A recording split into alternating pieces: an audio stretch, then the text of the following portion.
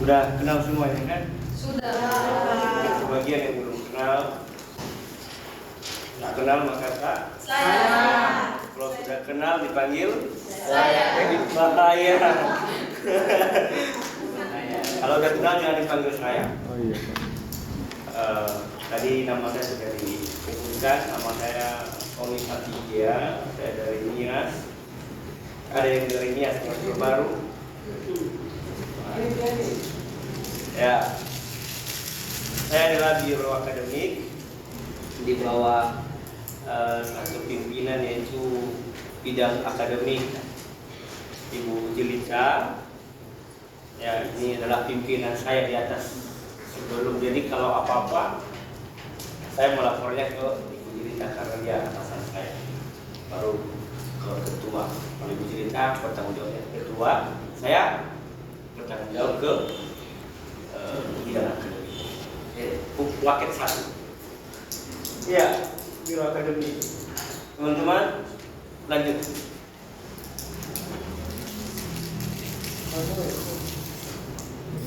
Oke, biro akademik itu apa? Adalah unsur pelaksana bidang administrasi akademik di STK dan Demokrasi di bawah dan bertanggung jawab kepada wakil ketua 1. Nah, biro akademik itu dipimpin oleh seorang kepala. Itu wakil 1. Wakil 1 udah kenal? Sudah, Pak. Siapa? Ibu Jessica. Kemudian tugas saya sebagai biro akademik itu yang pertama melaksanakan penyusunan program rutin.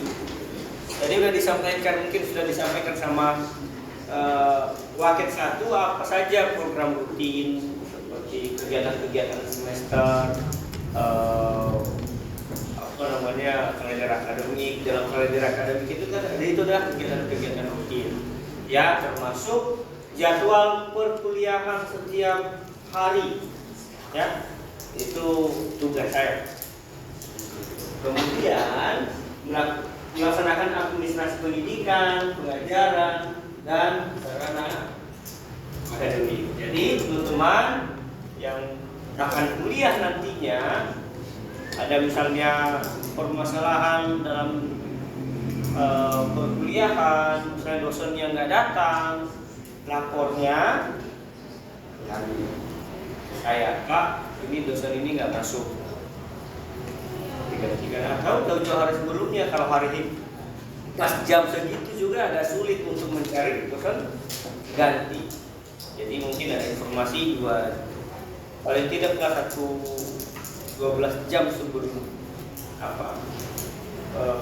perkuliahan sudah ada info ke kami, sehingga kami bisa mencari siapa dosen yang menggantikan, supaya waktu yang kosong itu jangan dibuang begitu saja, tapi ada dosen yang mengisi.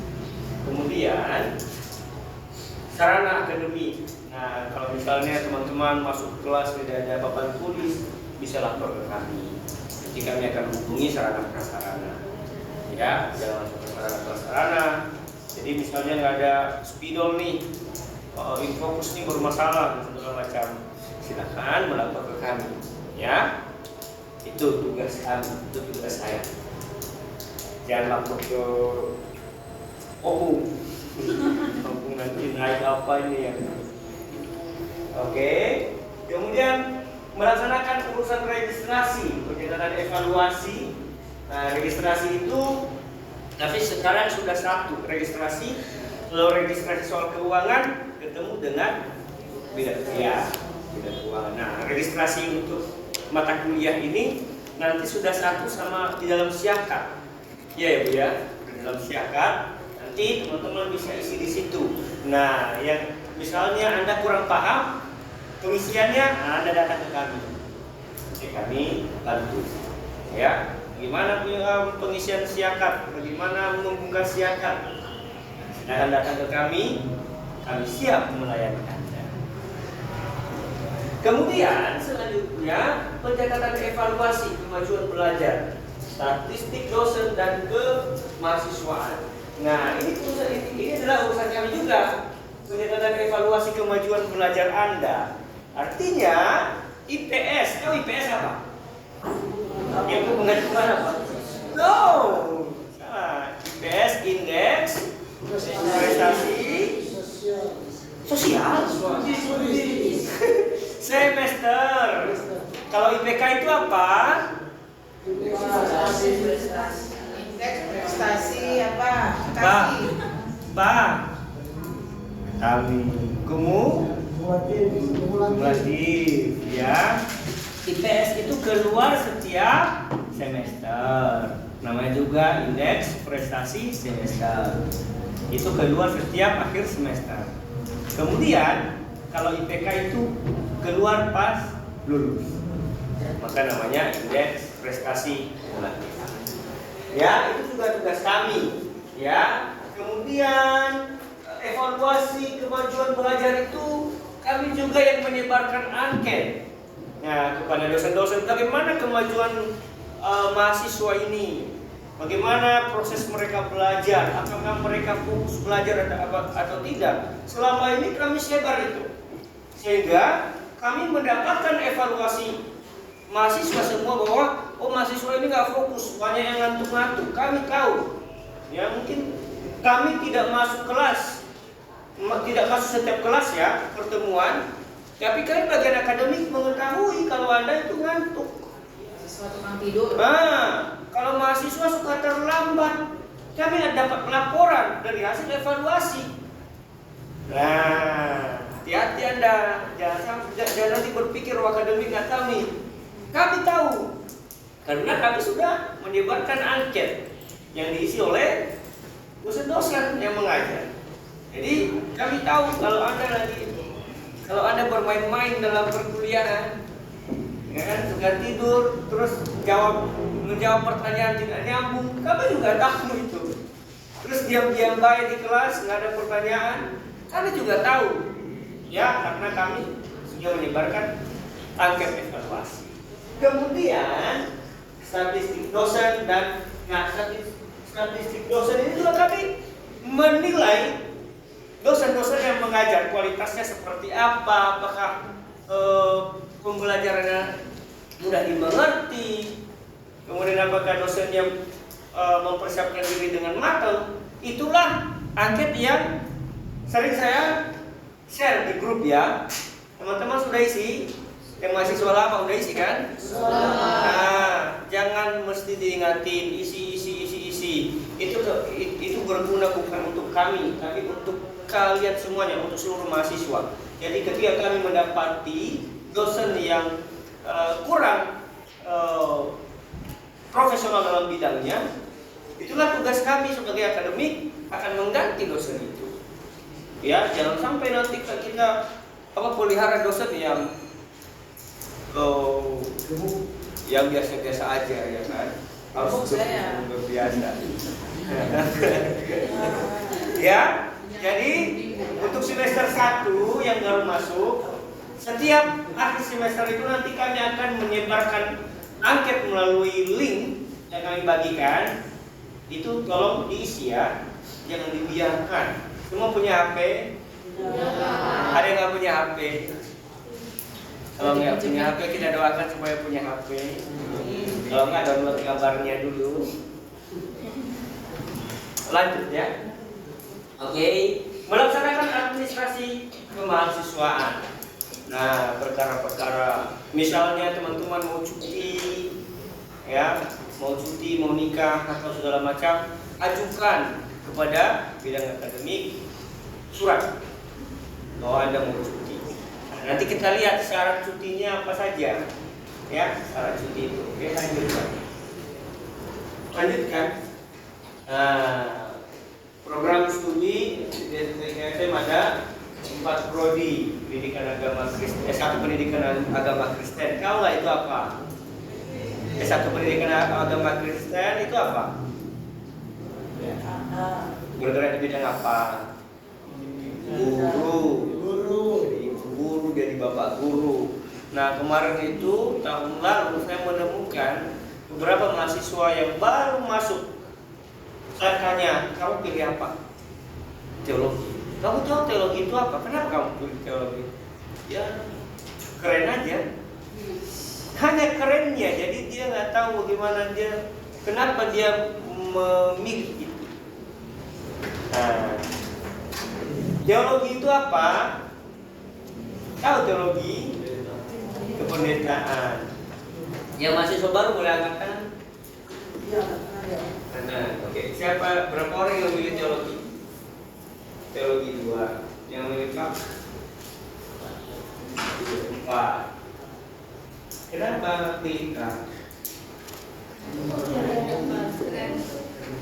Prodi Pak. Satu prodi Pak. Kenapa? Ayo. Kan? Karena lihat abangnya sekarang udah sukses ajar di dekat sini. Kenapa pilih Pak? Ingin memberitakan Injil. Teologi, ingat teologi. Lihat kan, cerita di mana? Bogor. Kamu dari mana? Oh, sebelumnya. Lihat kan? Oke, Oke. Ya. Artinya gini, ketika teman-teman ambil prodi, jangan sampai Anda menyesal. Kenapa dulu saya ambil? Jadi pikirkan benar-benar, gumuli dalam doa. Jangan hanya karena melihat orang lain maka Anda mau seperti itu. Perjalanan hidup manusia itu tidak persis sama, berbeda-beda. Dulu kenapa saya ambil Pak? Saya mau jadi pegawai negeri. Itu cita-cita saya dulu. Sekarang TNS itu udah dihapus, paling P3K. Paling P3K sekarang. Itu pun udah terlalu banyak, dan sekarang demo itu yang honor-honor yang dulu yang gajinya masih sedikit kecil. Mereka lagi demo, mereka minta naik langsung lolos P3K. Itu dia. Jadi tantangan ke depan semakin berat.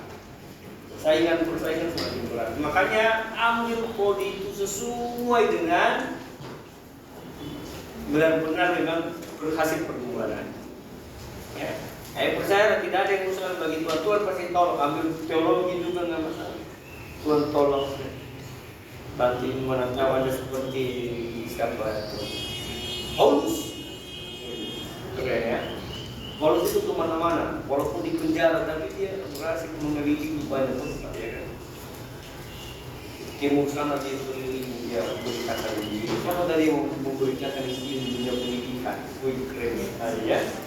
Oke, kemudian S1 teologi, ya pendeta itu ya. Oke, kemudian S2 pendidikan agama Kristen dan S2 teologi. Nah, syarat untuk masuk S2 ini tahu harus lulus S1. Jadi teman-teman masih belum bisa langsung ke S2, harus lulus dulu S1. Tetapi teman-teman, nih semuanya yang punya abang, punya tante, punya om yang sudah lulus S1, aja tuh masuk S2. Nah, tahu kalau S2 kita sudah terakreditasi, ya, dan layak bersaing di dunia persilatan, di dunia pendidikan, ya S2 kita. Teologi S1, PAK dan teologi S2 itu sudah terakreditasi. Ya, kita punya harapan, kita punya mimpi masa depan yang lebih indah untuk STIK SMI. Ya, yang pertama kita kejar akreditasinya harus unggul. Kemudian tahun depan targetnya adalah sudah menjadi institusi. Jadi institusi itu lebih tinggi daripada sekolah tinggi. Kita kan sekarang sekolah tinggi, dan itu rata-rata sekolah tinggi. Itu akan dinaikkan jadi institut. Nanti 4 tahun ke depan ya Ibu ya, akan targetnya akan menjadi universitas. Wah, keren kan? Satu-satunya nanti ini lulusan dari Universitas Santosa Asih, ya kan? Keren. Program apa? Aplikasinya apa? Unggul. Ada langsung lama dilihat unggul, dari universitas lagi langsung terima tanpa dites ya. Keren sekali Anda. Apalagi lulusnya berapa tahun? Ya, lama. Nah, targetnya 3 tahun lulusnya. Keren kan? Yang lain yang satu sekolah, yang satu waktu itu udah sama-sama lulus. Mereka masih semester 7. Kamu sudah menyandang gelar S1. Ya kan? Kamu sudah kerja, kamu lebih setahun dari mereka. Keren, Anda keren. Anda cuma 6 semester. Seandainya dulu di zaman saya seperti itu, mungkin saya udah, ya kan? Itu satu yang memberikan semangat bagi kita untuk kuliah. Cuma 3 tahun. Kalau Anda masuk sekarang 2024, berarti Anda lulus tahun 2000. Kalau 3 tahun berapa? 2027. Kurang lebih dari situ lah. Keren kan? Kalau pintar nggak bisa. Nah, kalau nggak, makanya harus pintar tapi kalau nggak pintar ya 4 tahun. Itu pun nggak bisa lulus 4 tahun. Ya, saya 5 tahun, 6 tahun. Karena maksimal itu yang lulusnya maksimal untuk lulusan itu 6 tahun. Kalau 7 tahun sudah terhapus namanya di forlam, nggak masuk lagi. Oke, lanjut. Nah, syarat-syaratnya Anda sudah mengisi kan? Ini lulus SMA. Ada yang belum lulus SMA tapi melanjut di sini? Ada? Yang lulus SD terus masuk ke IKS. Dulu ada. Itu cuma lulus SD. Tapi tetap aja masuk aja. Masuk. Akhirnya keluar juga.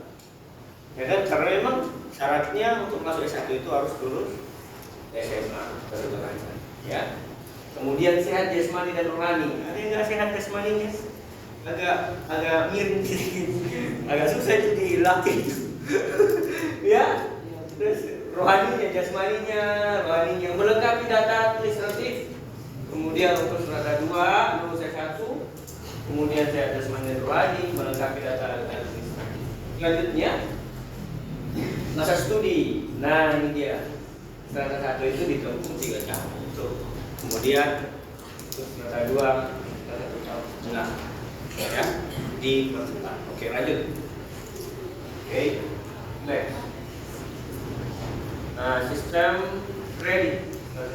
Sistem kredit semester itu SKS. Jadi kalau dulu kita paket, sekarang sistem SKS nih. Ya. Kalau dulu itu paket, jadi pokoknya sama semua. Semester 1 semua sama mata kuliahnya sekarang. Ya, mungkin semester 1 2 mata kuliah sama. Tapi ke atasnya ada mata kuliah yang berbeda karena ini sistem SKS, bukan sistem paket ya. Kemudian satu SKS itu 45 jam per semester, yaitu berdasarkan undang-undang juga. Oke, lanjut. Kuliah semester. Nah, ini perkuliahan ini ada. Kalau kuliah semester itu September sampai Desember. Sedangkan, nah setelah Desember itu sebenarnya kita libur. Nah, baru semester. Oh iya. September Desember itu adalah semester ganjil. Baru Maret Juni adalah semester genap. Nah, kita ada kuliah semester antara. Nah, semester antara itu Juli, Agustus dan Januari Februari. Sekarang kita berada di semester antara Juli, Agustus. Nah, maksimal SKS yang teman-teman ambil di situ adalah 9 SKS. Nanti ada semester antara itu nanti dikejar tuh 9 SKS itu. Mungkin setiap hari pertemuannya atau 1 minggu full, sehingga ini memungkinkan Anda bisa mengambil ini memungkinkan Anda bisa lulus 3 tahun. Kenapa? Karena ada semester antara itu maksimal 9 SKS. Tapi semester 1, 2 belum bisa ya.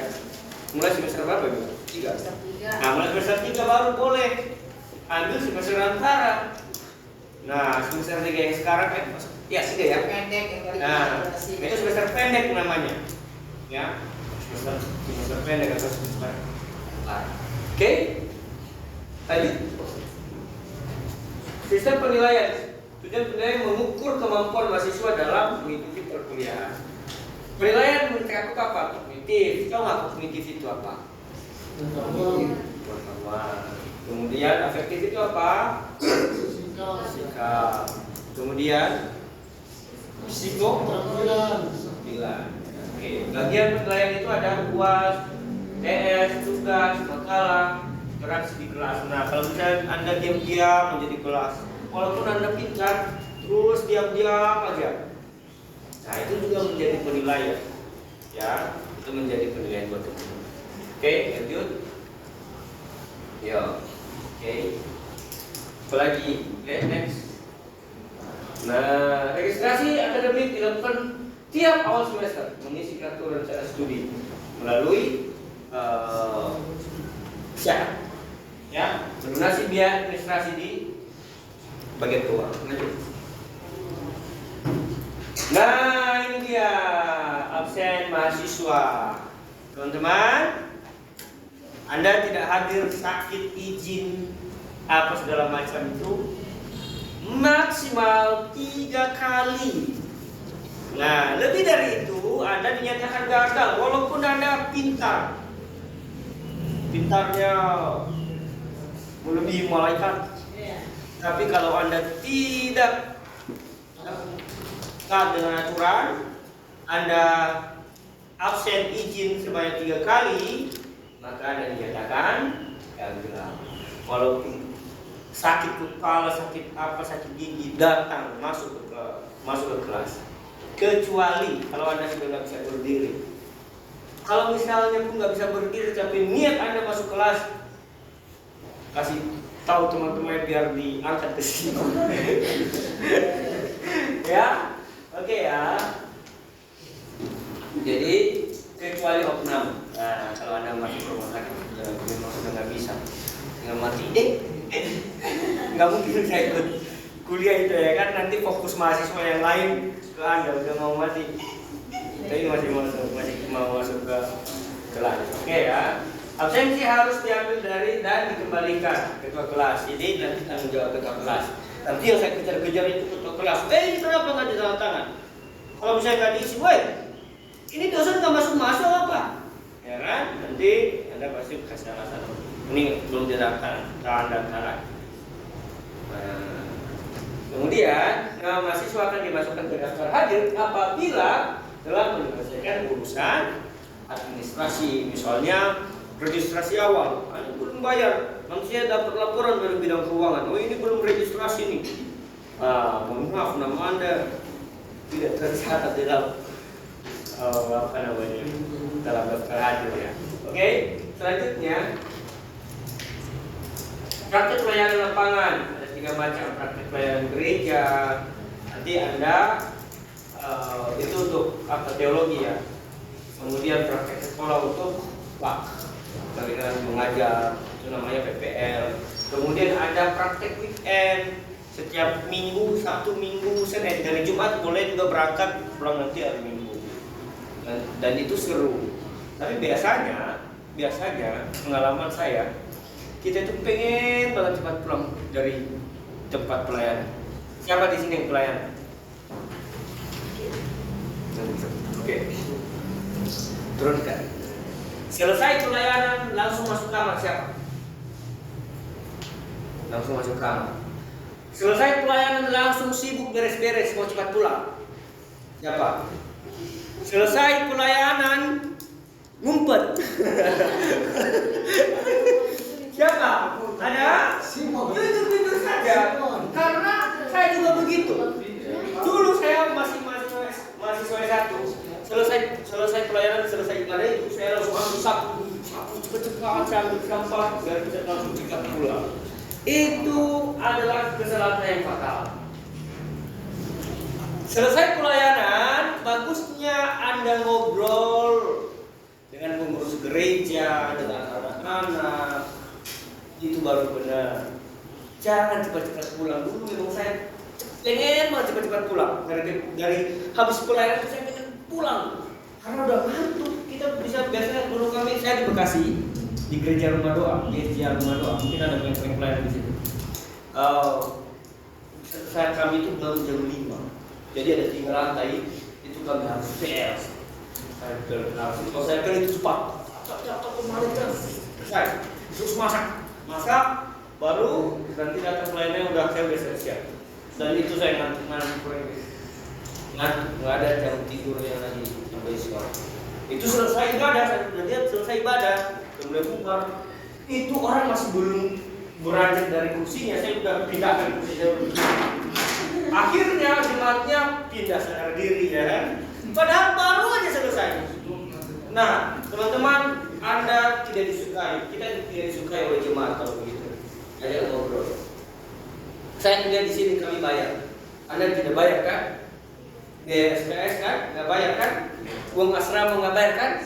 Nah, dulu kami kalau tak bayar uang asrama kami nggak makan. Nah, nanti kami di kamar. Kenapa? Puasa. Puasa kenapa? Karena nggak bayar uang makan. Nah, tapi solidaritas teman-teman kami itu bagus.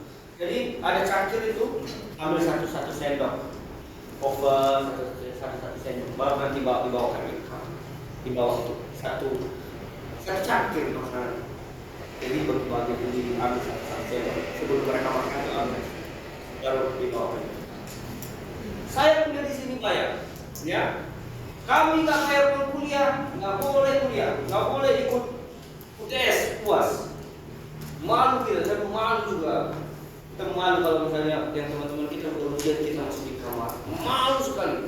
Bersyukur ini masih dikasih free ya, ada beasiswa full. Nah, dulu saya nggak dapat uang dari kampung. Wah, saya nggak dapat uang dari kampung. Pernah saya dikirim uang, cuma sekali doang, 250.000. Cuma itu. Nah, tapi apa yang saya lakukan? Bergaul di tempat pelayanan, harus bergaul di tempat pelayanan. Jangan langsung pulang, tiba-tiba langsung pulang. Jangan malas. Jadi dari tempat pelayanan saya itu dapat. Tiap misalnya pembayaran saya buat minta semua dari sini, saya kasih. Kak, saya butuh dana. Berapa? Kami kasih. Jadi kalau Anda bilang nggak ada uang, terus nggak ada uang dari kampung saya juga, nggak ada uang dari kampung kan? Bisa. Kenapa? Tergantung kita. Kita ada komunikasi yang baik atau tidak di tempat pelayanan. Ya. Kalau Anda misalnya hanya datang terus ngepel, terus ngajar sekolah minggu habis itu pulang, nggak ada nggak ada komunikasi, nggak ada hubungan yang baik dengan gembala, jemaat, pengurus gereja, ya Anda sia-sia. Jalin hubungan yang baik di mana di tempat Anda. Oke. Lanjut ya, sekarang menyusun skripsi. Sekarang sebenarnya bukan nggak harus skripsi ya, tugas akhir. Oke, lanjut ini. Oke, Pak mahasiswa, lanjut. Terus, lagi. Masa berlaku semester ya, kartu mahasiswa itu nanti akan dibuatkan untuk yang baru masuk. Yang lain udah dapat ya. Ya, oke, masa berlakunya dari semester 1 sampai semester 8. Ya, kemudian KTM kartu mahasiswa harus ditarik apabila mahasiswa dikeluarkan atau mengundurkan diri. Kalau Anda dikeluarkan atau mengundurkan diri, kembalikan kartu mahasiswa itu. Oke, KTM tidak boleh dipergunakan untuk kepentingan lain selain kemahasiswaan. Nanti jangan sampai nanti kamu pakai itu untuk pinjol. Ini saya mahasiswa. Kacau. Lanjut. Ya, kartu hasil studi diberikan setelah mahasiswa menyelesaikan perkuliahan di setiap awal semester berikutnya dan melunasi administrasi. Jelas ya? Oke, lanjut. Evaluasi dosen dilakukan setiap akhir semester untuk melihat kemampuan mengajar dosen. Kemudian evaluasi dilakukan oleh mahasiswa dan bidang akademik. Itu tadi yang saya sampaikan di awal bahwa ada link. Oke, lanjut. Ujian susulan dan tugas mata kuliah semuanya langsung diserahkan kepada dosen yang bersangkutan. Makanya setelah ujian itu tanya, Pak, kami boleh minta nilainya, mantap gagal langsung urus. Ya, kalau taruhlah Anda gagal, Anda bayar uang SKS itu. Sebelumnya gratis, free, sekarang Anda mesti bayar. Ya, kalau misalnya mengulang tutorial, oke, atau tutorial juga bayar. Oke, lanjut. Oke, cuti kuliah, mengajukan permohonan cuti kuliah kepada Waket 1. Siapa Waket 1? Ya, ajukan. Alasanmu apa? Kenapa cuti? Harus semua di situ. Ya. Kemudian dan disetujui oleh dosen wali. Nanti akan diberikan dosen wali. Ya semester atas ini sudah ada wali-walinya. Cuma saya nggak tahu dari pertemuan kenal nggak walinya. Nah itu dia. Ya, masa cuti maksimal 2 tahun. Selebihnya dianggap mengundurkan diri. Kemudian cuti bisa diambil minimal setelah kuliah 1 semester. Kalau misalnya baru masuk lalu bilang cuti, kacau juga itu. Ya, harus masuk semester, mau masuk semester 2. Aduh Pak, saya mau cuti. Tunangan saya sudah merengek di kampung. Saya mau menikah dulu. Silakan, tapi gimana alasannya? Harus 1 semester sudah di dewasa. Ya, lanjut. Mutasi keluar, mahasiswa pindah, putus kuliah atau dikeluarkan, mengajukan ke Waket 1 dengan alasan yang jelas. Anda mengundurkan diri, ya, mau pindah, kemudian putus kuliah atau segala macam itu, lapor ke Waket 1. Ya, itu lapor. Dan itu ada administrasinya, nanti akan berhubungan dengan bidang keuangan segala macam. Ya. Surat keterangan pindah dan transkrip nilai diberikan sesuai dengan ketentuan yang berlaku. Misalnya Anda dipecat di sini terus minta surat pindah, nggak bisa, karena Anda dikeluarkan karena masalah. Tapi karena baik-baik saya mau pindah dengan alasan ini itu bisa. Tapi kalau misalnya Anda buat masalah terus minta pindah, nggak bakal keluar surat pindahnya. Nah nanti jangan-jangan Anda membuat masalah lagi lebih besar di sana ya. Oke ya, mahasiswa yang dikeluarkan karena kasus, nah moral tidak diterima kembali. Aduh, kacau. Hati-hati ya terakhirnya. Oke, lanjut. Mahasiswa transfer, jenis dan jenjang pendidikan sama. Nah, kalau misalnya teman-teman punya famili saudara yang mau pindah ke sini, kayaknya ITSM itu bagus, keren, memang iya. Lalu ada yang mau pindah ke sini, teman-teman kasih tahu dia ini. Nah, jenjang dan jenis dan jenjang pendidikan sama. Dia misalnya ada saya punya teman yang ini jurusan akuntansi mau pindah ke sini. Wah, beda semua mata kuliahnya. Bagaimana harus mulai dari awal, dari nol, semester 1. Boleh. Atau saya punya teman muslim dari apa? Dari apa sih namanya? Dari ini mau pindah ke sini. Nggak bisa. Ya. Kalau sama-sama STT boleh. Ya. Oke. Program studi tidak banyak berbeda, status sekolah sama, berakreditasi. Nah kalau dia misalnya tidak, kampusnya tidak terakreditasi terus dia masuk ke sini.